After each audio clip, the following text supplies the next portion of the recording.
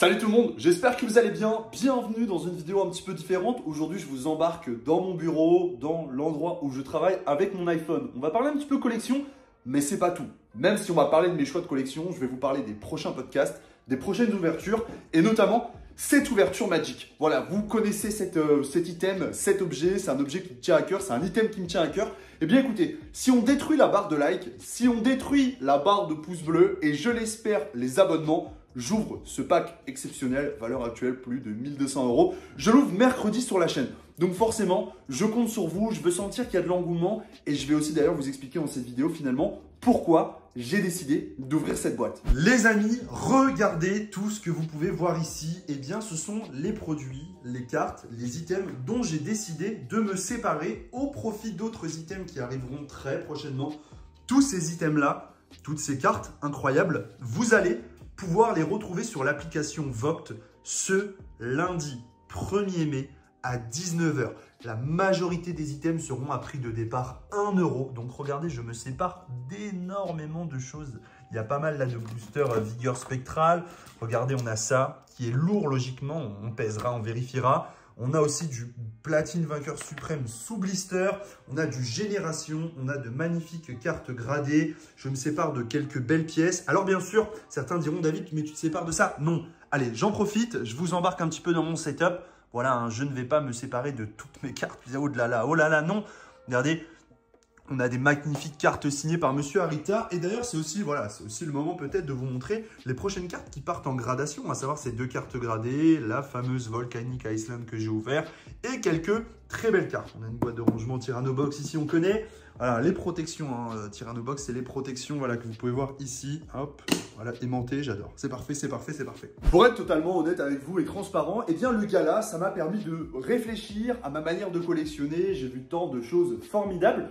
Très clairement, je suis toujours autant passionné par Pokémon, mais j'ai envie de réunir des pièces un petit peu plus symboliques. Aujourd'hui, on peut dire que j'ai un petit peu évolué, je l'espère, dans ma manière de collectionner, dans ma collection, et j'ai peut-être envie d'avoir un petit peu moins de pièces et finalement des pièces un petit peu plus belles. Alors, ça ne veut pas dire forcément collectionner des Rayquaza Gold Star japonais BGS 9 première édition. Non, pour le moment, c'est encore hors d'atteinte, c'est encore un petit peu hors de portée, ou du moins, ce n'est pas à la hauteur de mes moyens et ce n'est donc pas raisonnable. Rien ne m'empêche de faire un step entre les deux aujourd'hui, donc de choisir quelques cartes dont je dois me séparer.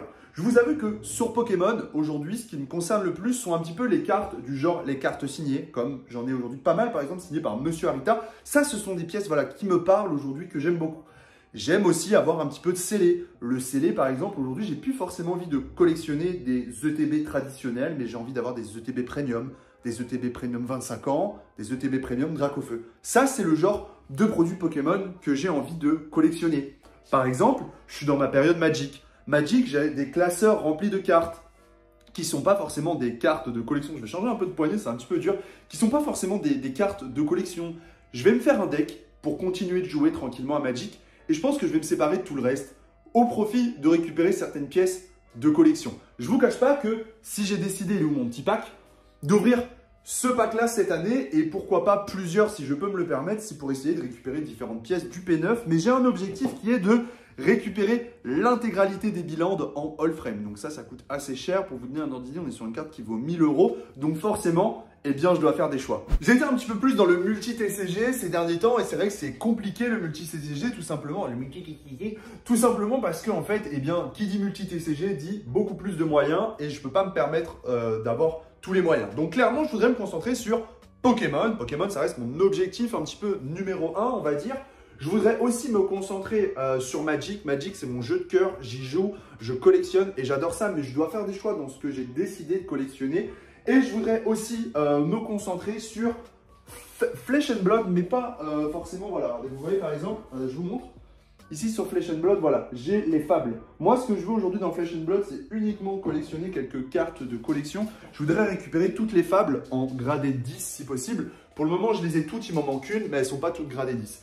Voilà, donc je veux me concentrer un petit peu sur la collection. Donc, encore une fois, lundi 1er mai, je compte sur vous pour m'aider à réaliser un petit peu de mon chiffre pour pouvoir m'acheter des boîtes, ouvrir avec vous sur la chaîne, car j'aimerais vous sensibiliser un petit peu plus à mes différentes passions, Forcément, il y a le podcast, ça vous l'avez compris. Et d'ailleurs, le podcast SGS a pris un petit peu de retard pour ceux qui ne me suivent pas sur Instagram, tout simplement parce que j'ai eu beaucoup de monde qui travaille chez SGS ou qui gravite en tout cas autour de SGS d'une manière ou d'une autre. Ça m'a permis de faire les liens et d'avoir les réponses des principaux concernés pour vous faire un podcast de qualité. Voilà, très clairement. Donc, ça va sortir. Soyez patients, ça arrive, mais le bon travail prend du temps. Donc, aujourd'hui, voilà, vous en savez un petit peu plus sur ce que je souhaite collectionner, la manière dont je souhaite collectionner. Et bien sûr, je compte forcément sur vous pour m'y aider. C'est important pour moi d'être clair avec vous. On a souvent des envies différentes dans la collection, ça évolue. Un jour, on veut faire des master sets, le lendemain, on veut du scellé. Puis finalement, on se dit pourquoi pas faire les cartes gradées.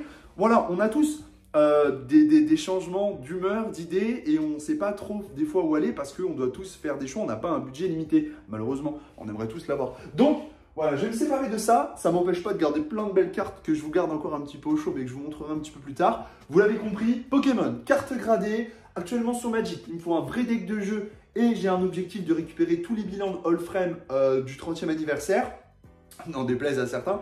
Et sur Flesh and Blood, les fables. Voilà, il m'en manque une. Elle vaut 300 €, mais je la veux dans un super état, donc je serais peut-être prêt à mettre un peu plus quand je pourrais me le permettre.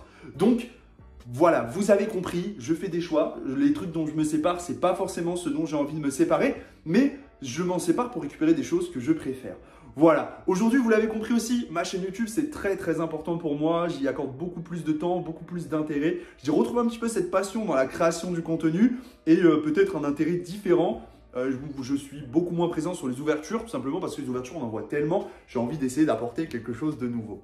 Voilà, c'est tout pour aujourd'hui, c'est tout pour moi, j'espère que cette vidéo vous a plu. Je vous partagerai bien sûr les réceptions aussi de cartes gradées quand il y en aura. Merci à tous d'avoir regardé cette vidéo, j'espère qu'elle vous a plu. Et comme je le dis à chaque fois, c'était David K pour la chaîne YouTube, pour les collectionneurs et pour la communauté. Peace!